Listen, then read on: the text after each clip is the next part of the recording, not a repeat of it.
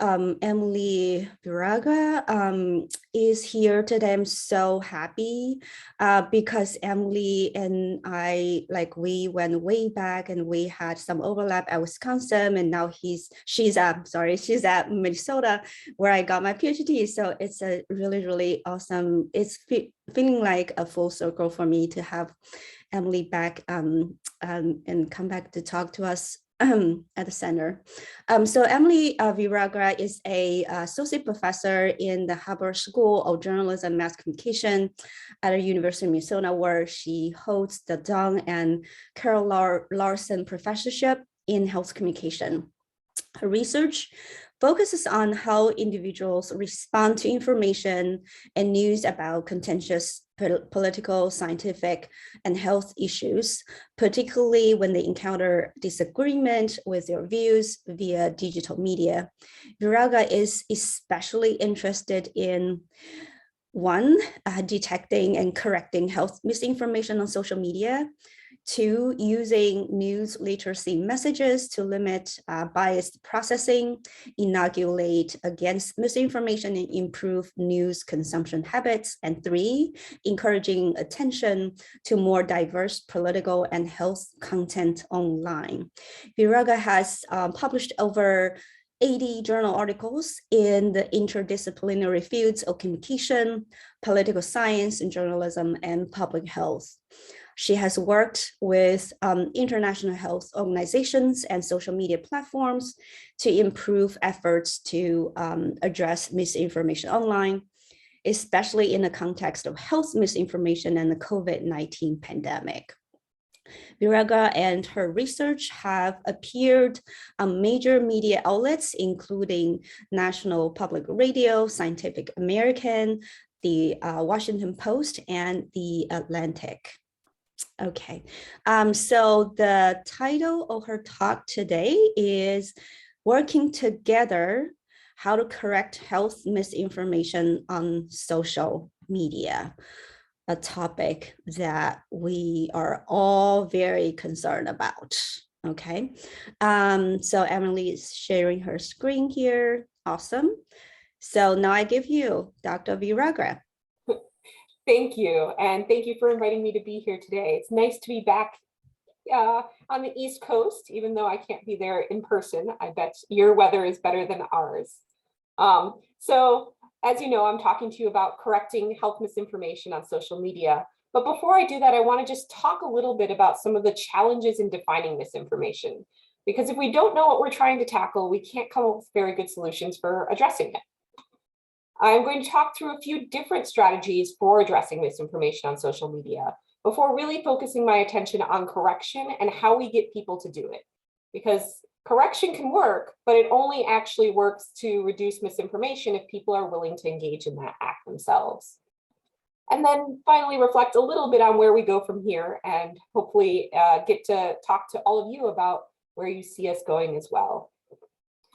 So the question of health misinformation on social media is something that I've been interested in for nearly 10 years now, which was kind of shocking when I sat down and realized it's been 10 years.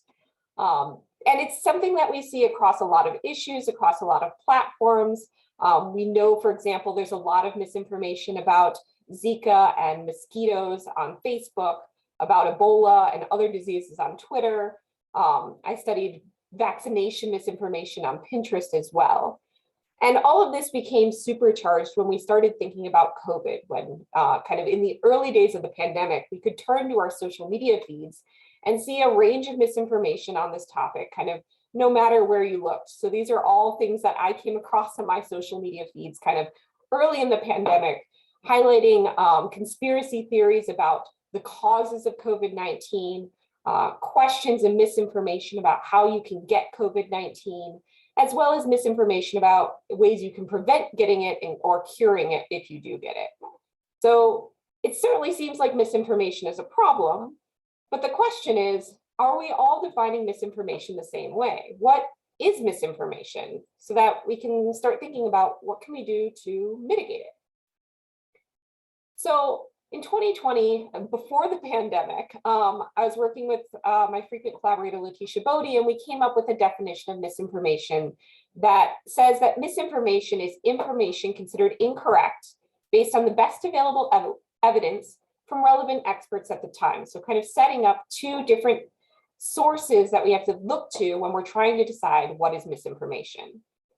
I wanted to just pause for a moment and note that this includes disinformation, because disinformation is inaccurate information based on this definition, but it adds this layer of intent, where people are deliberately spreading misinformation, intentionally doing so to promote some kind of political, social, financial goal. The reason I don't want to get into this distinction in too much in our research is because when we're thinking about mis and disinformation on social media, that line becomes blurred really quickly. For example, when it comes to vaccine disinformation, we know that there's about 12 people who spread the majority of disinformation about vaccines on social media. They are the original sources. But just because they're the originators doesn't mean that's how you're going to experience that disinformation. If they're sharing something that they are using to sell a product or advance a political goal, but my aunt reshares it out of the kindness of her heart to protect me from a deadly disease, it's not really disinformation anymore from her perspective. And so this very clear line between intent is really clear in theory, but really difficult to actually tease out once we start looking at misinformation, especially once it's circulating online. And of course, misinformation is problematic because it leads to misperceptions. Misinformation being about the veracity of the information itself, misperceptions being about the individual attitudes it spurs. So if I see something claiming that gargling salt water is going to cure COVID, and then I believe that, and when I'm exposed, instead of going to the hospital or seeking treatment, I start gargling salt water, that's going to lead to all sorts of adverse health outcomes. If I see misinformation about masks and then choose not to mask myself, that misperception is causing a lot of harm. So going back to that definition, the best available evidence from relevant experts at the time suggests there's two criteria we need to think about when we're deciding whether or not something is or is not misinformation. And what's inherent in this definition is that it's actually very little misinformation is what we might call settled, where it's really black and white, where we have all of our experts who we can clearly define, who we all agree upon are experts in that field and have little to no bias in their results, presenting us with consensus. They all agree, and they point to similar evidence that is concrete, that is universal, that we all can observe and understand. And we can think of a few examples of that, especially climate change, for example, where we have very strong scientific consensus and very clear evidence where the science itself is settled and what is true and what is false, that climate change is real and man-made, is very much black and white. For most other issues, there's a lot more gray area. And this is especially true when we're thinking about any kind of emerging issue. So when we look 2 years back at the start of this pandemic, there was a lot that we just didn't know. We can think about instances where what we think of as good information versus bad, in fact, changed. And I don't mean to suggest this is problematic. This is part of how science works. We learn, and then we update our evidence, and we update our consensus. But thinking about, for example, the CDC's guidance on masking from very early in the pandemic, what they said at first, we now that you don't need to wear a mask as an individual, we now know to be misinformation. At the time, it wasn't. It was based on, again, expert consensus and amount of evidence. And it's a case where there was a lot of controversy. If you looked at leading health organizations overseas, their guidance on that issue was very much different. So really what I want to suggest here is that a lot of our definitions of what is true and what is false, what is misinformation and what is not, fall in these gray areas where it's emerging, where we're still learning, or where there's controversy. And that controversy can be natural as a result of the scientific process, so early debates on masking, or it can be deliberate, a strategy meant to muddy the waters and make something that's black and white into something that's gray and hard to discern. So sticking with climate change, we can think of those examples where, again, the scientific community is very clear in their understanding of the causes of climate change, but deliberate efforts can be used to try and make it look controversial, to try and make it look like that consensus isn't nearly as complete, or to undermine that the evidence that we have. So this points to a lot of difficulties just in this first task, the task of defining what is misinformation, which we need to perform before we can start addressing it. First, who are the relevant experts? Because this can, on some issues, be very clear, but on others be very convoluted. When it comes to an issue like COVID-19, there are a lot of relevant experts who have different kind of domains of expertise. We need virologists to understand how the virus works. We need epidemiologists to speak about how it spreads. We need communication experts to help communicate what these experts know to the public. And so who is the relevant expert in any case can really differ. If we're thinking about climate science, 97% of climate scientists agree, but others have tried to make strategic effort where they introduce people with science backgrounds who maybe wouldn't have that level of expertise.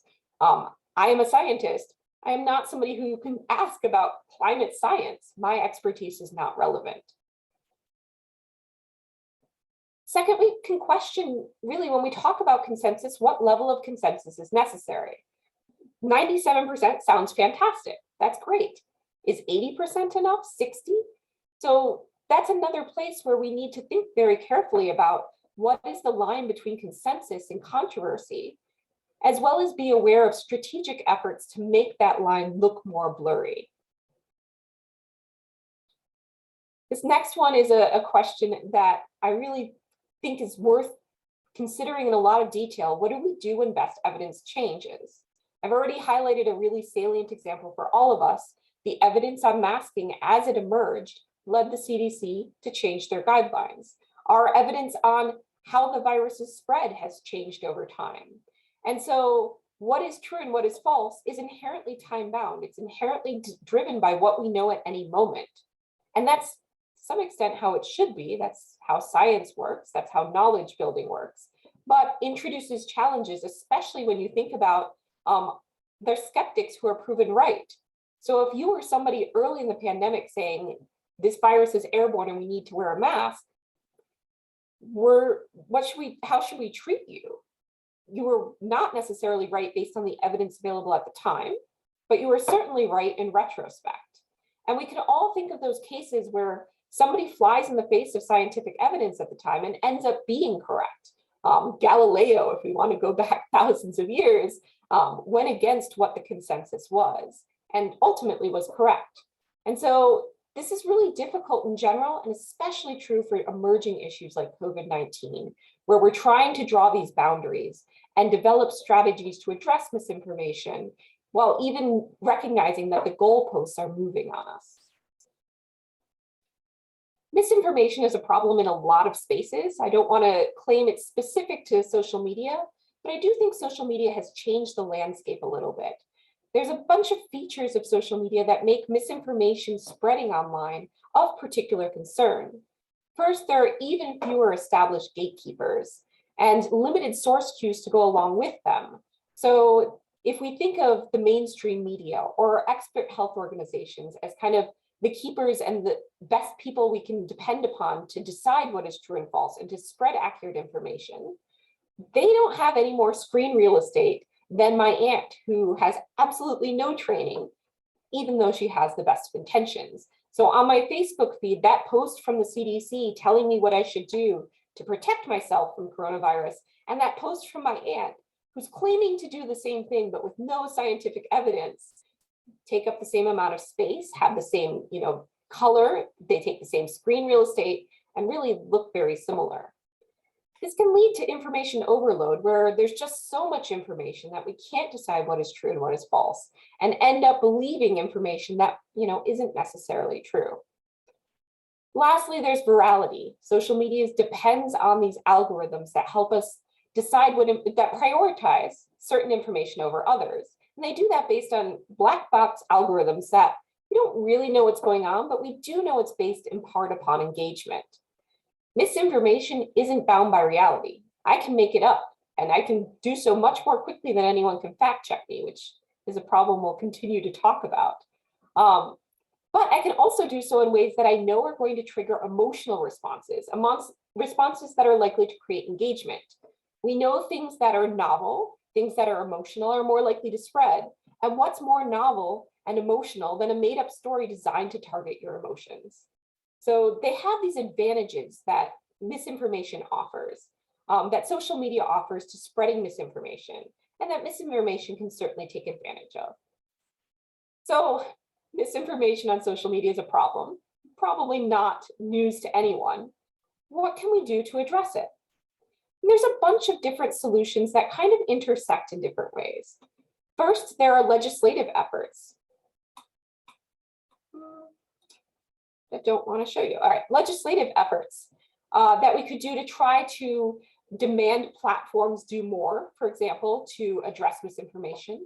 For the most part, the platforms have focused on things like demonetizing misinformation from common sources, or from, in this case, disinformation sources, deplatforming in very rare and extreme circumstances, and downranking what they think to be false, as well as really making sure that they're promoting high quality information. But both of these challenges remain because the platforms themselves might only have some incentive to address it. Their goal remains keeping you on platform and driving money to advertisers who pay them. Legislative efforts can be complicated as well because we want to protect people's right for free speech. And some efforts to address misinformation have actually been efforts to quell dissonance or quell dissent against authoritative leaders.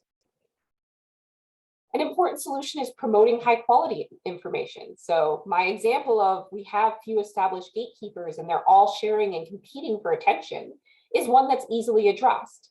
And this is another one where we've actually seen the platforms taking this approach during COVID-19 to prioritize on Facebook your COVID information center, or on Twitter, pinning tweets at the top of your feed from the CDC, from the WHO. So this can be really important as well.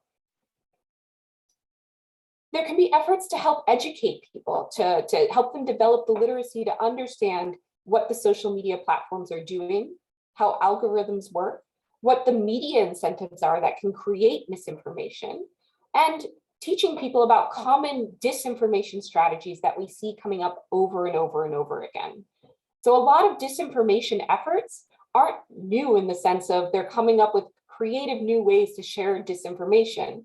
They're running from a playbook where, for example, they use false experts to try and make something look credible when it isn't, or they cherry pick their data, or demand impossible standards of evidence in order to do something. So we can't move unless we're 100% sure on the science. Well, is a fundamental misunderstanding of how science works, and a disinformation technique to discredit the information we do have. All of these are important because they mitigate misinformation before it occurs or builds resiliency to it. And the problem with correction, our last solution, is that it's always responsive. It depends on the misinformation already existing and us responding to it. That said, it's going to always remain an important part of our toolkit because as much as each of these previous 4 efforts matter, they alone are not going to be enough. They will never fully address misinformation because it, again, can be created on the fly, and there are strategic incentives for doing so, as well as normal human reactions for promoting it. So I don't want to suggest we don't need news literacy or that we don't need to promote high quality information. What I want to suggest is we need to do all of that as well as correct. So then what is correction? Correction occurs when people respond to misinformation by doing one of 3 strategies or some combination of them. So sometimes it's about responding to misinformation by providing the facts. So when my aunt shared that I needed to gargle salt water and I would be okay and COVID wouldn't infect me, you can respond by saying that is not true. Salt water really doesn't do anything, and the best thing you can do is right now get vaccinated, and there's a range of different treatments we have. So you can respond by providing the facts. You can say what is false and what is true. You can respond with by describing the misleading technique. So disinformation comes with a rule book. It comes with a lot of strategies we see playing out over and over and over again. So false expertise is one that we saw. in early tobacco campaigns where they were trying to say, don't worry, this isn't going to harm you. Look at the experts, experts that didn't have the relevant expertise or who were incredibly biased and paid for that expertise. We see that similar situation emerging in COVID-19. We're going to see it with vaccines. We see it over and over and over again. So demonstrating the ways in which that is false and the kinds of strategies that we're going to see might not just help us recognize the misinformation in that space, but other misinformation using similar techniques.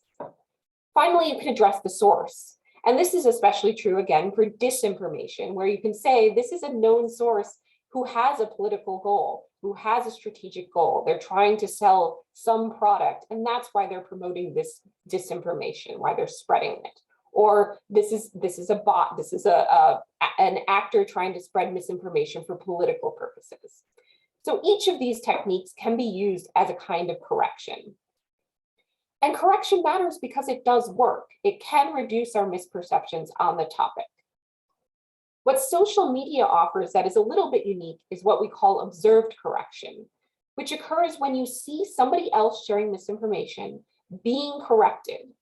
And what happens to the community who is one step removed from this process, right? So my poor aunt who shared that misinformation, when I respond to her telling her that it's false and what in fact is true and what's going to protect you from COVID-19, wearing a mask, not gargling salt water, my aunt is of course a target of that correction, but in many ways, they're the hardest person to reach. They're the person who is most convinced of the misinformation to be willing to share it, and who is now publicly committed to that misinformation and might be unwilling to change their mind given that public commitment. But who might be willing to change their mind is everyone else seeing that, my other aunts and uncles, my cousins, my aunt's friends who I don't even know. So they might change their minds in this case when they see what is false and then my response saying what is in fact true.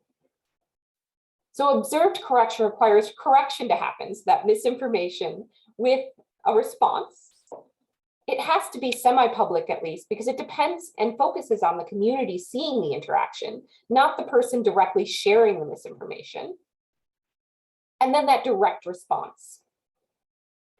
So observational correction or observed correction is an important way that we can help share correct information and mitigate misperceptions, but it only works if people are willing to do it.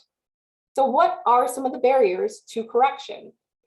So some of the barriers might be people think it doesn't work, that nobody does it and nobody likes it, and therefore I don't want to do it. That it's hard to do, that in order to successfully correct somebody, you have to know what's true. You've got to find evidence, ideally, to support what's true. And that can take time, that can take effort, that can take skills to find the right information. It could be that we think somebody else is going to do it, or that we want to maintain relationships and we're conflict avoidance. It could be that polarization is really limiting our ability to do so. What I want to do is walk through each of these and think about whether or not they're true, and strategies to reduce their truth if they are in fact true.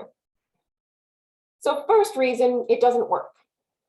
That's false, it does work. So with Letitia Bodie and some other collaborators, I've done a series of experiments to test the effectiveness of this kind of correction, looking at simulated social media feeds where you see somebody sharing misinformation and then you see somebody correcting it. We've collected data from 2014 to 2020, so almost 10 years of data now across a range of different topics and correction strategies. So it could be the related stories algorithm that is sharing true fact checks, demonstrating where that's false. It could be an information bot from the WHO sharing graphics, demonstrating again why what they're saying is false and what the truth is. It could be experts directly responding themselves, or it could be users responding to the post and saying, again, this isn't true, and here's what is true, or here's what's misleading about that information. And this can happen across a range of social media platforms, a range of different responses. So I mentioned all this data we have. What I'm showing you now is the comparison in misperceptions among the community as compared to people who see no misinformation on the topic. And we set this as a very deliberately high bar. In other words, we're saying correction only works when you not only are better off than if you had seen the misinformation without correction, but then if you're better off having seen absolutely nothing on the topic. And this is important because one of the criticisms of doing this kind of correction on social media is you're promoting misinformation. You're going to lead people more misinformed. Our research says we're only going to consider this as working if we leave you better off than if you had seen nothing on the topic at all. And so what you see here is percent decline in misperceptions among the community seeing the interaction. And anything under 0 is good. We want people's misperceptions to decrease. And so we can see that this happened on a lot of different issues. For example, the idea that GMO mosquitoes are responsible for spreading the Zika virus. That fluoride in your drinking water is going to reduce public intelligence. That GMO foods are not safe to eat. That the flu vaccine will give you the flu, and that one's interesting. That raw milk is equally nutritious, more nutritious than pasteurized milk. That sunscreen is going to cause cancer, not prevent it. And that a hot bath is going to prevent you from getting COVID. So what you can see is for 18 of the 20 comparisons we make, and again, these are a lot of different correction techniques on a lot of different issues, we see reductions in misperceptions. The 2 where we don't is on the misperception that the flu vaccine will give you the flu. And in that case, if you look at people who were originally misinformed on the topic, their misperceptions were reduced. So there were just fewer people who were misinformed. And if you already knew it was true, you didn't change your attitudes. And lastly, for the sunscreen study, what we think happened is that was our one study on Facebook Live. So we had that video, a 2-minute video with somebody who says she's a doctor, articulating all the ways that sunscreen is in fact terrible for you and is going to cause cancer and aging and damage your DNA. And then you have these 2 little people responding with text comments alongside saying, that's not true, check out the FDA, sunscreen prevents cancer. And that's a really high bar to set, right? Like 2 minutes of misinformation in a video versus little comments that a lot of people didn't even see. So if we limit it to people who actually saw those comments and know what they said, we do see effects in reducing misperceptions, but that's our hardest task, is this video misinformation. On all these other social media platforms, we've seen these consistent effects of reducing misinformation. So reason 1, it does in fact work. Reason 2, nobody does it. That's actually false. Observed correction is common. So we had data from 2019 that Shelley Bulliam was nice enough to share with us, where she asked about, have you seen correction on misinformation generally in the past month? And you can see this is taken from 4 different countries, the US, the UK, France, and Canada. And about half of the people said, yes, in the last month, I have seen someone else be corrected on social media.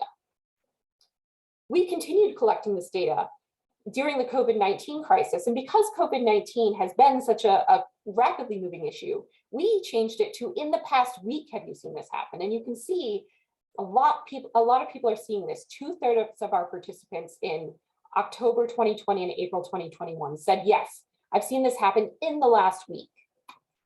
And the numbers are even higher when we ask them about political misinformation in the past week. So especially right before the general election in the US in 2020, 76% of people said, I have seen correction happen on social media in the past week. Of course, you can only see correction if you've seen misinformation. So our next step was to limit it and say, okay, of the people who've seen misinformation, have they seen correction? And here the numbers are even higher. Around 90% of people are saying, yes, I've seen both misinformation and correction in the past week. Now, if the first set of numbers were a little bit low, these numbers might be a little high. Seeing correction might be helping people recognize misinformation was in fact on their feed. But it's still notable that most people are saying they're seeing this correction happening. And this again is occurring across different platforms. It happens most often on Facebook, but when we asked it also, people said they were seeing correction on Twitter, on Instagram, on YouTube, and on WhatsApp. And a bunch of different groups are seeing it too. So men and women were roughly equivalent in their experience of correction, of observing correction. As were Democrats and Republicans, although independents tended to see a bit less misinformation, as well as a bit less correction on political topics. However, educated people were more likely to experience this correction, as were young people. So while it's reaching across a lot of groups, there are other groups for whom observed correction is much less common, and suggesting we need more targeted efforts to reach those groups. Reason 3 might be, okay, well, people do it, but do people actually like it? We asked people that. So we started by asking them this in March of 2020, so really early in the pandemic. And what you can see is most people say they like it, that they think, in fact, people should respond when they see misinformation, and it's everyone's responsibility to do so. That said, they still recognize the problems with it. They're concerned that it's going to confuse people and encourage trolling. We asked them 2 more times during the pandemic, and you can see these numbers seeming to drop. So there was kind of broad consensus that this was valuable early in the pandemic. It seems to be a little bit less consensus on that topic as the pandemic has continued.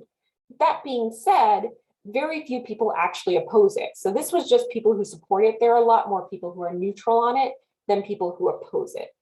So people seem to like it, or at very least don't like it when it happens. Reason 4 is it's hard. And this one, I'm going to admit, that's totally true, but it could be easier. We need communities to do this. So I keep talking about my aunt who early in the pandemic showed this misinformation that said, coronavirus, if you drink this salt water, it's going to prevent you from getting it before it gets into your tissues. I wanted to let her know that's actually not true. It's been debunked by Snopes. The WHO has said it's not true. Look, here's a link. Not true. When I went back to my social media feed a few hours later, I noticed that now Facebook as well had put this interstitial on saying that this is false and kind of graying it out, making it harder to see the misinformation and making it easy to link to fact checkers. And what this really demonstrates is we need communities engaged in this process. Users can and should be correcting. It does work, and people don't dislike it. And a lot of people do it. So we have these both descriptive and injunctive norms. People can do it better when they have experts to rely upon, when they can cite the CDC, when they can link to a fact check, when they have something that's easily accessible and understood to share. And in doing so, they can also tag experts to, tag in, right? Like I can respond and at the CDC to get them involved. But we also need algorithms. Algorithms can help us do this. So by flagging something, I might make it easier for the algorithm to respond. We can build experts that use algorithms to, for example, have an information bot, which responds to misinformation when we see it. So really, communities are needed to respond to this because we know, first, observed correction can work when it comes from each of these individuals separately. And second, that we can work together to capture more misinformation and respond to it. That being said, corrections should be easy. So this is an example of the WHO, which early in the pandemic put up Mythbusters regarding COVID-19. And one of my studies used these Mythbusters to show that, in fact, they work. They reduce people's misperception on the topics. Correction only works if people are willing to do it. I don't necessarily have the time to research and write a compelling response and cite the experts. If they've done it for me and make it easy and visual to share, that makes the process much easier. Lastly, we might want to remind people. So reminding people that they should be aware before they share, or these tips to spot fake news. There's some research suggesting, especially these kind of longer interventions, can in fact make people better able to recognize misinformation when they see it. Ideally, that could also motivate people to correct as well. So I've talked about several of these barriers, and I want to suggest that we can kind of disregard the idea that it doesn't work, that nobody does it, or that nobody likes it. I'm going to still admit it's hard, but what about these other ones? Are there things we can do to think about to make these at least less likely? First, hopefully I've convinced you correction can work. Does that mean I need to run out and correct everyone every single time I see it? Not necessarily. We can be strategic about that. So we can think about cases in which misinformation is likely to occur and try to pre-bunk or inoculate people by either reinforcing key truths that we know might be criticized, right? So COVID-19 vaccine misinformation, there's a lot of vaccine misinformation that we can draw from to recognize this is likely to be something people try to say. This is likely to be misinformation people share. So let's get out in front of it. And we can explain the misleading techniques going from that playbook. But once misinformation is kind of spreading and it's common, that's when we should be responding. We should be debunking by really stressing what is true as well as responding to what is false. because this correction not only works for the individual involved, but for the people seeing it, that observed correction. So how should I do it? Well, if you see misinformation, you should react. What do I mean by react?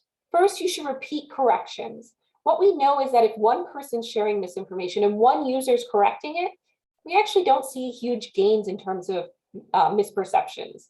It's 1v1, right? Like it seems like maybe there's a lot of disagreement. There's not yet consensus. And therefore we don't see people's reduced misperceptions. Instead, if we see two people correcting, we see much stronger effects. So just because somebody shared misinformation, someone else corrected it, doesn't mean you can't weigh in as well. Second, I encourage you to be empathetic, right? We've all been in situations, without doubt, where we have shared misinformation. It's part of being human is being wrong. So responding in ways that are understanding, that are respectful, that try to understand what's going on and what the person really believes, as well as responding with what is true, tend to be effective.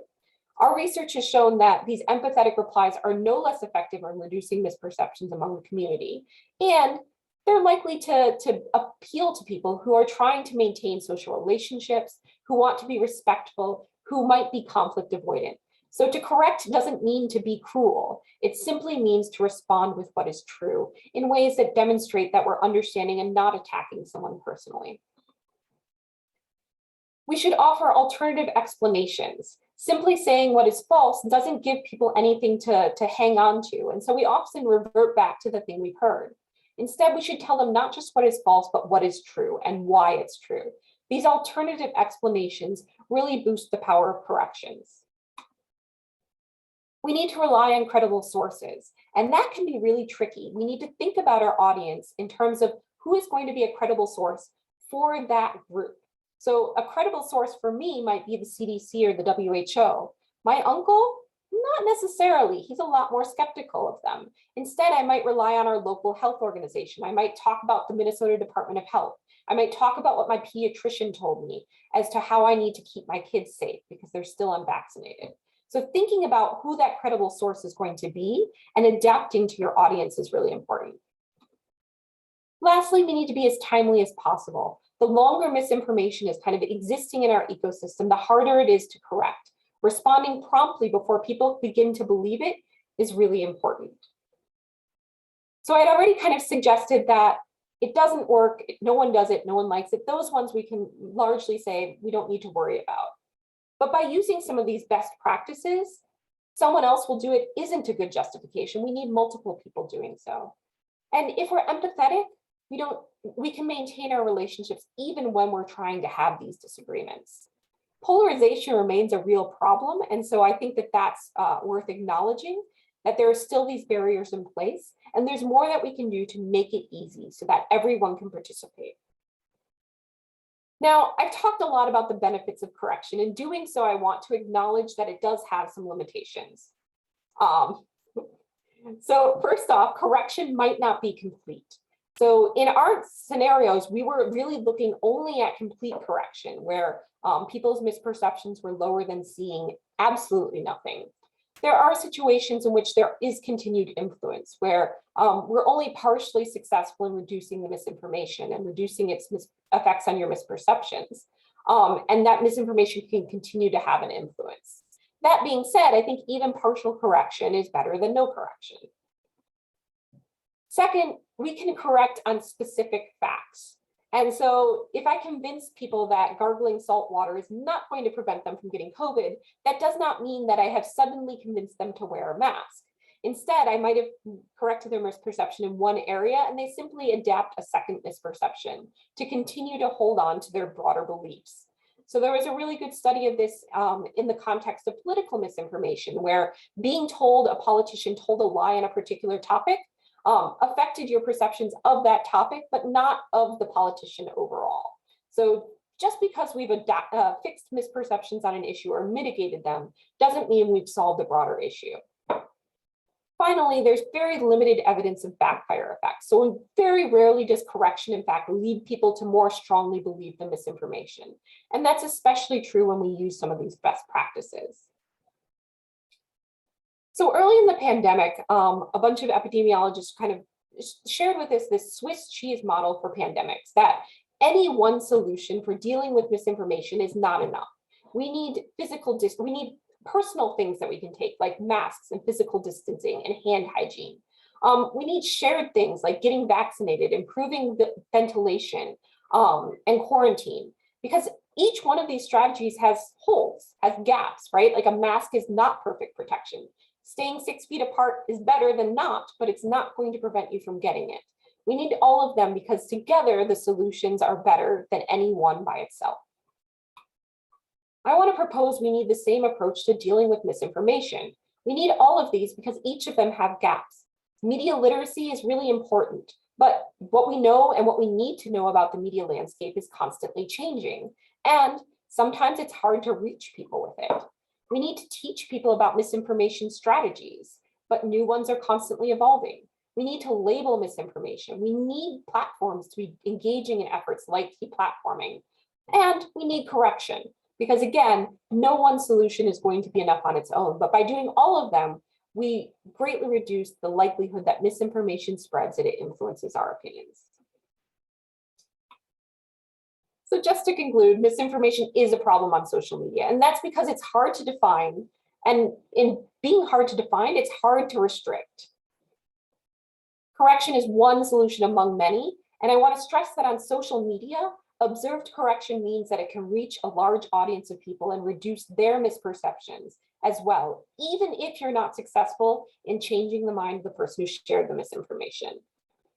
And we need to continue to find ways to improve correction. We need to use appropriate language and motivate more people to engage in this practice, because it can work, but only if we're all willing to do it.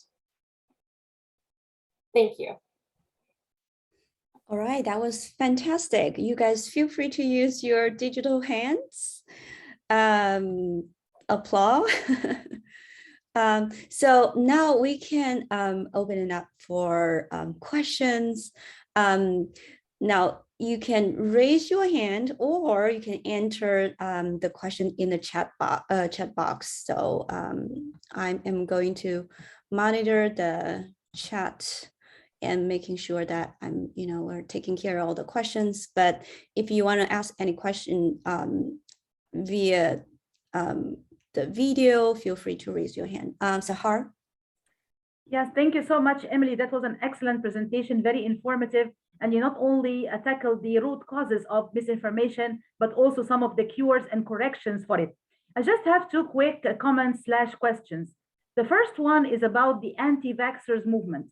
I believe this is one of the most stubborn, tenacious, ways to spread misinformation, if not also disinformation.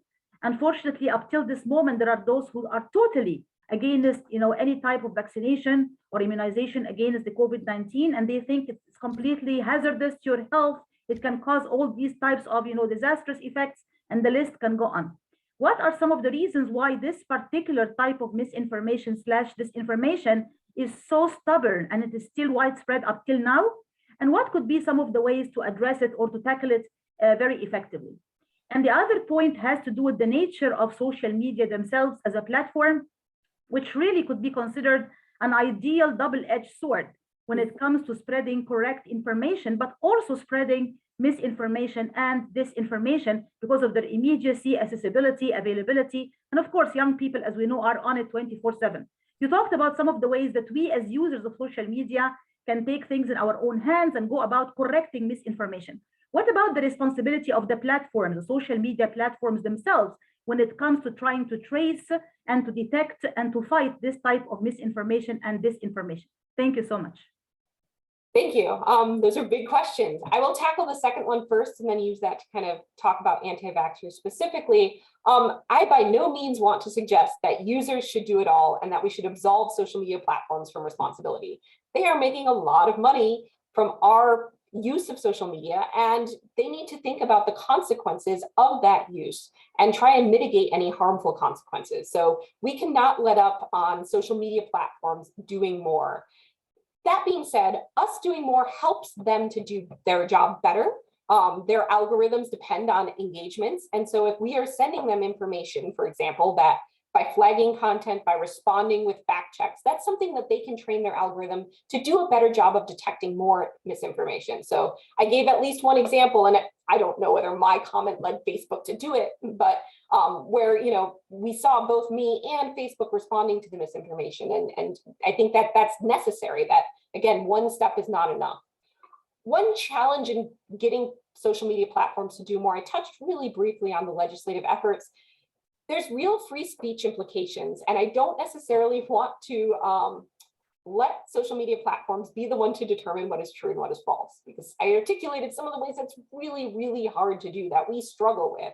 And so I don't think that will ever be a full part of the solution. Should they be doing more? Absolutely, especially against repeat offenders, especially against people spreading disinformation. They're known bad actors that they need to be addressing. If we can help that, that will totally help the ecosystem, right? Like that disinformation dozen is about vaccine misinformation, and they are responsible for a lot of it. They are the originators of a lot of it, but that doesn't mean my aunt and your uncle aren't resharing it. So they need to do more on disinformation, and that the users need to help fill in the gaps where, you know, misinformation still kind of is going to break through. Vaccination is such an important topic, and I, of course, am really watching with concern that not just are we seeing vaccine refusal regarding COVID-19, but it seems to be spreading to other childhood vaccinations, where we'd had issues, but those issues are even getting worse as these attitudes are spreading.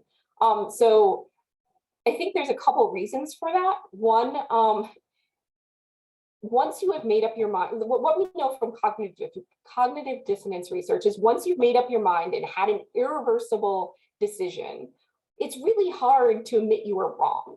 And childhood vaccination, in many cases, if it has a bad outcome, is one of those cases of irreversible harm that you caused. And so people just can't admit they're wrong. And so it's really hard to get people who have decided something to change their mind, because there are all these psychological processes pushing against it. It's also a problem where media literacy is super important. We need to do it well, but this do your own research is one of the things that has been used for evil as well, right? Like we should be skeptical, but do your own research does not mean like just Google it and see the thing that agrees with you. And that is sometimes what it has become. And then lastly, like they have, in addressing anti-vaccine attitudes, we've often recreated and reinforced these barriers between the people who believe it and the people who don't.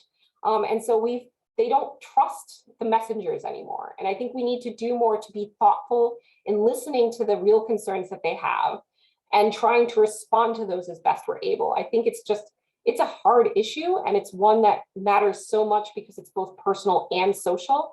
But we need to be more thoughtful in how we're addressing it, and not just you're stupid and evil, because that is never going to persuade anyone of anything. Thank you so much. Thank you. Great. That's fantastic. Are there other questions? Any other questions for Emily? Raise your hand. Brooke? Hi, Emily. Thanks for a really interesting talk. I was intrigued by your comment that generally there's no backfire effect from correcting. Could you go a little deeper there? Under what situations might there be a backfire effect? Yeah, so for that, I'm citing some really excellent research from Porter and Wood, among others, who tested on a lot of different issues. There was no evidence that seeing a correction led people to more strongly believe the misinformation than they already did. Because there was some original research on that, including in the flu vaccination domain from Nyhan and Riefler. So that's the backfire effect. The cases where it is more likely to occur is where identity is deeply involved. So it's more likely, I think, on political topics, because you have all of these other resources to draw upon where you have social support. So I always was really deeply inspired by Festinger and some of his works on the people who believed the spaceship was going to come get them, and how they believed it even more after the spaceship didn't show up, because they had people with them telling them and reinforcing. So that social support and that identity and that irreversibility, I think, is all really important to predicting when we're more likely to see a backfire effect. But I do just want to stress that there were some really prominent studies early in the misinformation and correction literature that suggested correction makes it worse. Most of, I think, the best evidence that I have seen on that is that it very, very rarely makes it worse. And that when we follow some best practices, for example, using empathy, we can lessen the risk it's going to backfire even more. That being said, I really want to stress that backfire just means more likely to believe the misinformation. It doesn't mean that the person you're trying to correct on social media is not going to argue back, because they will often, not always, but sometimes.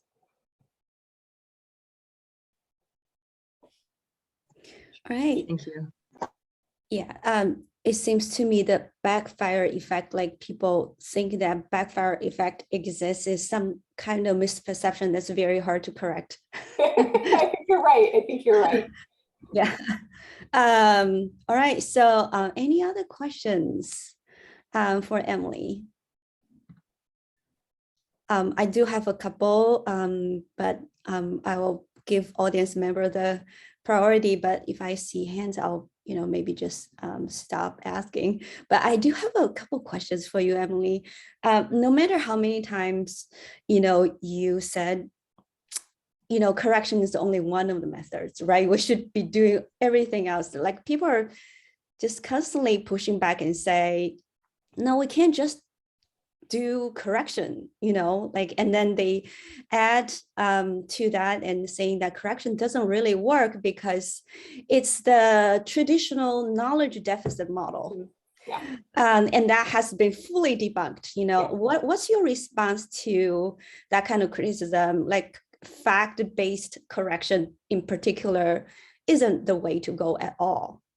I would suggest that we need to be more complementary in our approaches, that fact-based correction is a strategy, but I would encourage people to draw from a lot of different strategies as well. So combining, for example, fact-based correction with a logic-based correction, to me, would make a lot of sense when you're dealing with disinformation, where you can articulate why they're doing what they're doing, as well as the ways in which they're doing it. So giving people truth and exposing those motivations. And so I think that that's a really important component of it. Same with this kind of source-based correction. So another thing we can do is be more narrative. So fact-based correction doesn't have to mean boring. It doesn't have to mean that just these are the facts. It can also involve using some of the tactics that misinformation is using to be more appealing to audiences. So I think the core that I want to stress is leaving misinformation out there for everyone to see without any kind of response is problematic, right? Like they're going to think this is true and that there's no, other side, so to speak.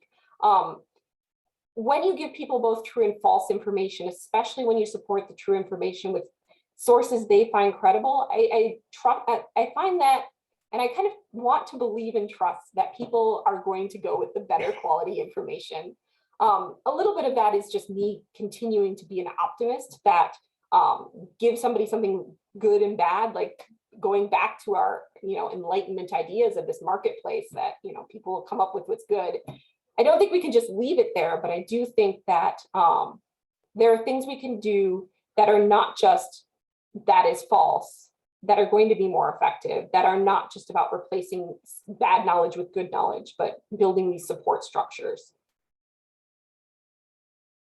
Yeah, I mean, I think even though there are a lot of skepticism toward fact-based interventions, I mean, the evidence seems to suggest it does work, right? I mean, sometimes people feel like, oh, it's more complicated than that. You can't just fight misinformation with facts. But the studies that came out, especially the ones you've conducted in your lab, really have been very consistent, in terms of the findings.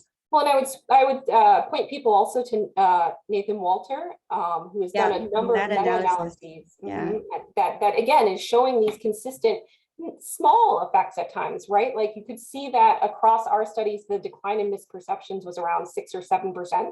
That's not like I have solved misinformation. We can all be done, but it is indicative that this is a benefit, that it is consistent, that it can be part of our arsenal, and really it has to be just part of our arsenal. It can't be the whole thing.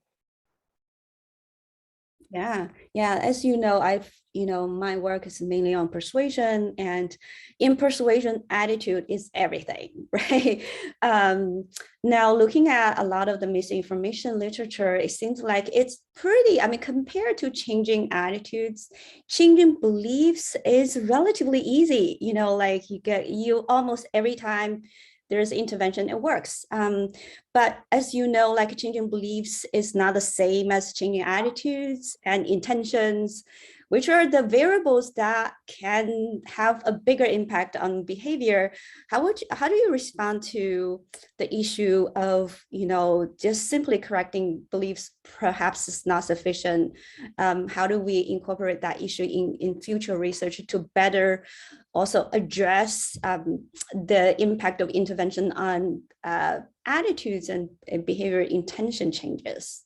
That is totally right, and a very fair criticism that, knowledge alone isn't enough. And what we know from some of these issues is that, again, we can fix your misperceptions on this little thing that we corrected you on, but we haven't changed the broader behaviors or attitudes that we're interested in.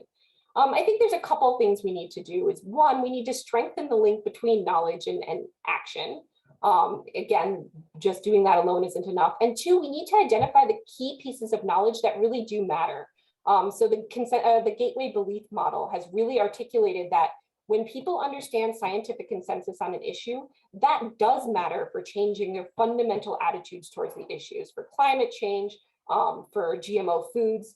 And so that's a piece of knowledge, back to our very definition of misinformation, that is incredibly consequential.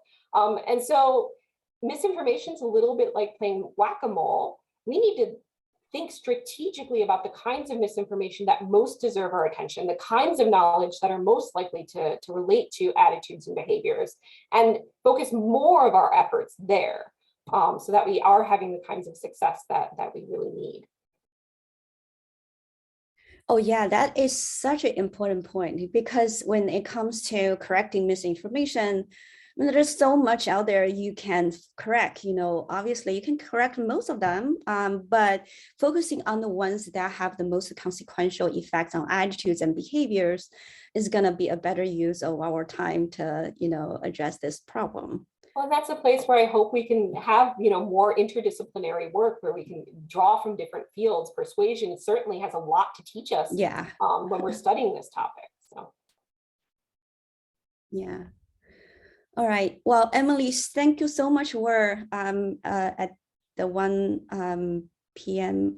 point, and thank you so much for dropping by today to give us a really very comprehensive overview of this body of literature. You among others, you probably are the foremost misinformation researcher right now. So we're very, very grateful for your insights and sharing your knowledge and perspectives with us today. Hope to see you again next time when you have more work done in this area. Thank you. And I really enjoyed talking with all of you today. Okay. All right. Good. Thank you for coming, everyone. Have a good afternoon.